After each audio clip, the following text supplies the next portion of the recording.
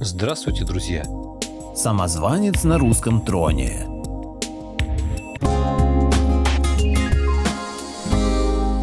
Благодарю всех, кто подписался на мой канал и смотрит мои видео. Ссылка на статью в описании. Мне очень приятно, что зрители и подписчики моего канала разумные и образованные люди. И очень хорошо, что вы не зацикливаетесь на исторических канонах, а пытаетесь смотреть шире. Сегодня я нашел для вас еще одну интересную информацию. На Руси было много правителей, но самые загадочные события произошли после правления Ивана Грозного. Давайте попробуем немного разобраться. В 1591 году Дмитрий, десятилетний сын царя Ивана Грозного, умер при загадочных обстоятельствах. Через 12 лет в Польше один из слуг знатного вельможи заявил, что он наследник русского престола. Его претензии ввергли Россию в смуту. Начало нового века было отмечено зловещими предзнаменованиями для России и ее нового правителя, царя Бориса Годунова. В 1601 году проливные дожди поздней весной и в начале лета и губительные заморозки в августе полностью уничтожили урожай. Последовавший голод и оскудение привели население в состояние глубокой нищеты. После еще 2 неурожайных лет не оставалось семян даже на посев. Восстания жестоко подавлялись. Среди этих катастрофических событий царь получил чрезвычайно тревожные вести. Один молодой человек в Польше заявил, что он является полноправным наследником российского престола, а Борис Годунов не более чем жаждущий власти узурпатор. Слух породил сумятицу при московском дворе и всколыхнул давно забытые подозрения. В 1584 году блаженный Федор наследовал своему отцу Ивану IV, известному в истории как Иван Грозный, и стал царем России. Но реальная власть перешла к 2 боярам, его дяде Никите Романову и его шурину Борису Годунову. В 1591 году сводный брат Федора и потенциальный наследник Дмитрий погиб в возрасте 10 лет, явно в результате злого умысла. Когда 7 лет спустя, в 1598 году, Федор умер, не оставив потомства, Борис Годунов был избран на опустевший русский трон. Но был ли в действительности убит Дмитрий? Где-то после 1600 года, точные даты и детали этой истории смутны и даже противоречивы, юноша в возрасте около 20 лет поступил на службу лакеем и конюхом к польскому князю Адаму Вышневецкому. Молодой человек, по рассказам, вскоре стал незаменимым человеком в доме. Осенью 1603 года, однако, ссора между князем и его слугой привела к раскрытию необыкновенной тайны. Рассердившись, Вишневецкий ударил юношу по лицу, и тот воскликнул в величайшем волнении: «Если бы ты знал, князь Адам, кто служит тебе, ты бы не обращался так со мной. Я царевич Дмитрий, сын царя Ивана». Когда лакея стали расспрашивать об официально объявленной смерти Дмитрия в 1591 году, он заявил, что Борис Годунов задумал убить царевича и таким образом избавиться от единственного законного наследника трона, который он жаждал захватить. Однако мальчик и его мать, вдова царя Ивана, были предупреждены и сумели избежать покушения. Подменив сына другим мальчиком, царица поручила Дмитрия заботам его личного врача, который в течение нескольких лет прятал мальчика то в одном, то в другом монастыре по всей Руси. Когда Спаситель умер, Дмитрий пробрался в Польшу. Там он, прежде чем поступить на службу к Вышневецкому, был домашним учителем в доме одного польского дворянина. Предъявленный молодым человеком крест, усыпанный драгоценными камнями, который якобы был дан ему при крещении, казалось, подтверждал эту удивительную историю. Новость о том, что царевич жив и после 12-летнего молчания заявил права на российский престол, быстро распространилась. Появились многочисленные очевидцы, подтверждавшие, что молодой лакей на самом деле был царевичем, которого все так долго считали умершим. Неизвестно, насколько правдивы были эти заявления, но возраст и внешность молодого лакея подтверждали его претензии. По описаниям современников, молодой человек, назвавшийся Дмитрием, был невысок ростом, имел светлые рыжеватые волосы, светло-голубые глаза и широкое лицо с высокими скулами. Некоторые из еще помнивших Ивана Грозного находили в юноше сходство с покойным царем. Другие говорили, что бородавки на лице, родимое пятно на правой руке и руки разной длины были известными приметами царевича Дмитрия. Неожиданное появление претендента на русский престол было на руку Вишневецкому и другим представителям польской знати, поскольку они были озлоблены политикой Бориса Годунова и жаждали отомстить ненавистному московскому правителю. Вишневецкий заверил своего слугу, что поддержит его претензии называться Дмитрием. Из убежденности ли, что юноша говорит правду, или из политического расчета, остается неизвестным. Был ли это Дмитрий хитрым самозванцем, или он говорил правду? Ответ на эту загадку нужно искать в Угличе, городке на Волге в 230 километрах к северу от Москвы, бывшем раньше столицей удельного княжества и до сих пор гордящимся своим Кремлем.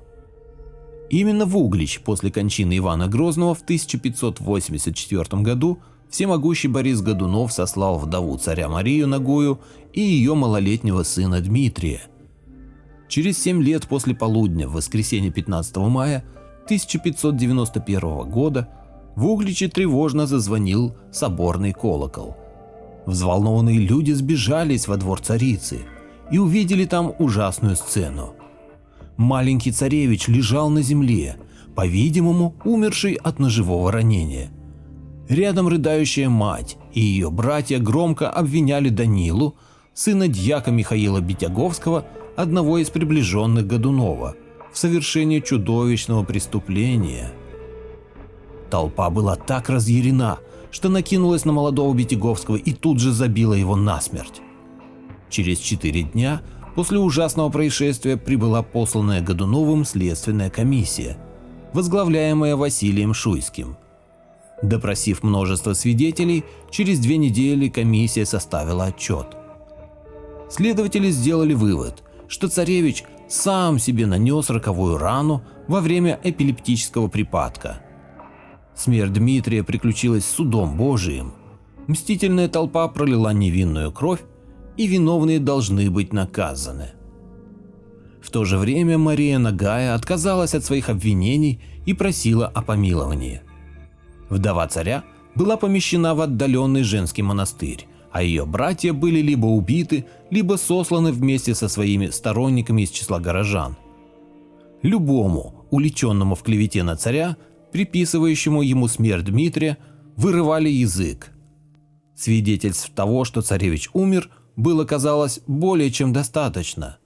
В то время не было сомнений по этому поводу. И все-таки некоторые детали трагедии остаются непонятными. Например, ни вдовствующую царицу, ни ее братьев не расспрашивали о том, что произошло, ни до, ни после того, как они взяли назад свои обвинения в преступлении. Еще более странно то, что тело мальчика оставалось без надзора в течение 4 дней после смерти, до прибытия следственной комиссии. Когда тело было поспешно погребено по приказу комиссии, никого не попросили удостоверить, что это был царевич Дмитрий.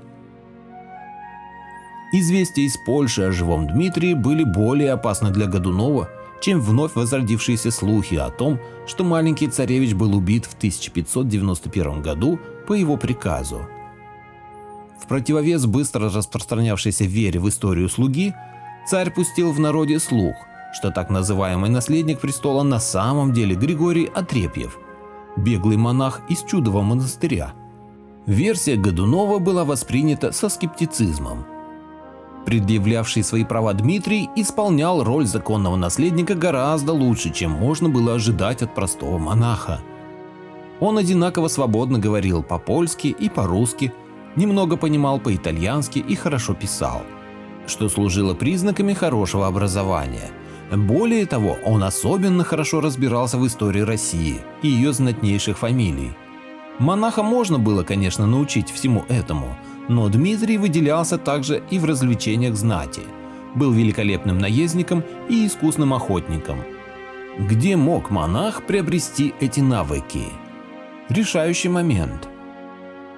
Несмотря на свои попытки бороться со слухами с помощью ответных слухов, Борис Годунов не мог остановить разрушение опор своей власти. московские могущественные знатные роды с радостью воспользовались вновь возникшими сомнениями в легитимности Годунова. В их глазах он так и остался неродовитым боярином, корни которого уходили в татаро-монгольскую орду. Царь, сам себя избравший на трон, как это сделал он, не был по их меркам законным царем. А в это время, все еще находясь в Польше, предполагаемый Дмитрий продвигался к своей цели. В марте 1604 года он был представлен королю Сигизмунду III в Кракове. После некоторых колебаний осторожный правитель признал бывшего лакея царевичем и пожаловал ему ежегодное содержание, не пообещав, однако, прямой поддержки в завоевании российского трона. Рассылая призывы во все концы, Дмитрий вскоре собрал небольшую армию, с которой он планировал двинуться на Москву, чтобы заявить свои права на корону. И прежде чем покинуть Польшу, он заключил важный союз, пообещав жениться на Марине, красавице-дочери влиятельного польского воеводы Юрия Мнишека. Отправившись в поход на Россию в конце лета 1604 года, претендент на престол вверг страну в волнение, получившее позже название Смутного времени. По пути в Москву к армии Дмитрия присоединились дезертиры из таявших рядов сторонников Годунова.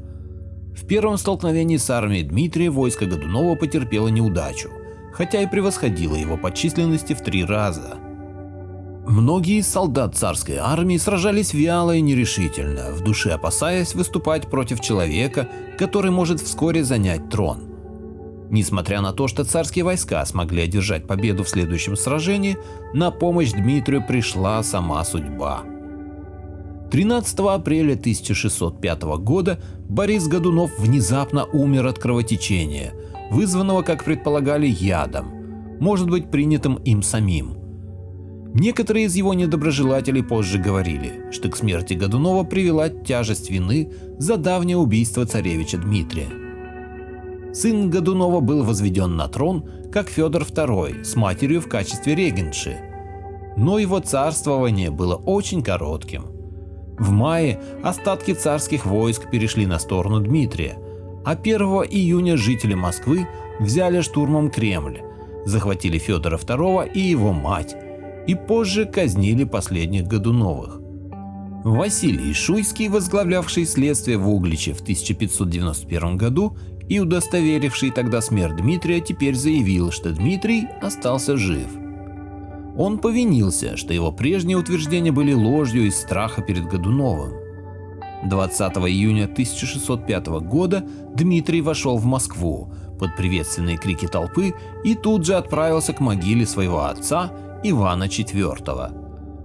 Рыдая, он произнес: «О возлюбленный отец, ты оставил меня в этом мире сиротой, но твои святые молитвы помогли мне в злоключениях и возвели на трон». Все были глубоко растроганы его словами. Если у кого-то и были сомнения в его личности, теперь они были отброшены. Казалось, Дмитрий немедленно решил показать, что он не хотел быть лишь номинальным главой аристократии. И, может быть, поэтому Шуйский снова переменил свои показания. На этот раз он подтверждал обоснованность своего отчета 1591 года. Арестованный и приговоренный к смерти за участие в заговоре по подготовке дворцового переворота, связанный Шуйский уже положил голову на плаху, когда Дмитрий заменил казнь ссылкой. Возможно, с помощью этого великодушного жеста будущий царь хотел продемонстрировать уверенность в себе. Теперь он решил уничтожить последние подозрения относительно своей личности. Кто же мог скорее положить конец сомнениям, как не вдова Ивана Грозного Мария Нагая, с 1591 года заключенная в монастырь. Встреча была подготовлена очень тщательно. Царица была призвана в Москву, но прежде чем она добралась до столицы, Дмитрий в нетерпении отправился ей навстречу, сопровождаемый большой толпой своих сторонников и просто любопытных. По одной из версий, они встретились в парадном шатре, раскинутом у дороги для свидания матери со считавшимся давно погибшим сыном. Некоторое время Дмитрий и Мария Нагая оставались в шатре наедине, и мы никогда не узнаем, что происходило там между ними. Но выйдя оттуда, они нежно обнялись и расцеловались у всех на глазах. Толпа разразилась приветственными криками. 30 июля 1605 года Дмитрий был коронован в Успенском соборе Кремля. Одним из первых официальных актов нового царя была отмена некоторых сложных и вызывавших крайнее недовольство придворных церемоний. Чтобы поддержать свою популярность, он дважды в неделю давал аудиенции, куда мог прийти любой, и терпеливо выслушивал все жалобы на несправедливости и мольбы о возмещении ущерба. Чтобы укрепить свою власть, Дмитрию было необходимо установить порядок наследования трона. И здесь он допустил серьезную ошибку. Дмитрий настаивал на своем браке с польской княжной Мариной Мнишек, несмотря на то, что русские православные христиане возражали против ее католичества и были оскорблены мыслью, что их царицей станет иностранка. Неизвестно, когда и почему первоначальная популярность Дмитрия закончилась. Простой народ осуждал разгульную жизнь царя и присутствие многочисленных иностранцев, особенно поляков при московском дворе. И со временем стало понятно, что Дмитрий был нужен знати только для того, чтобы избавиться от Бориса Годунова. Царь не обращал внимания на предостережения своих приближенных и так никогда и не понял, что его помилование Шуйского дало тайному заговору бояр потенциальную главу. На исходе ночи 17 мая 1606 года царь был разбужен звоном церковных колоколов, но было уже поздно. Заговорщики вошли во дворец и без труда обезвредили охрану. Спасая свою жизнь, Дмитрий выпрыгнул из окна, но сломал ногу. Он пытался завязать с заговорщиками переговоры, но один из них выстрелил и убил его. Труп Дмитрия был выставлен на всеобщее обозрение, затем разрезан на куски и сожжен. Люди верили, что колдун вроде Дмитрия может восстать из мертвых, поэтому прах его смешали с порохом, всыпали в пушку и выстрелили на запад, в направлении Польши. Дмитрий правил Россией менее 10 месяцев. Был ли он самозванцем, беглым монахом или законным наследником престола, так и останется неизвестным.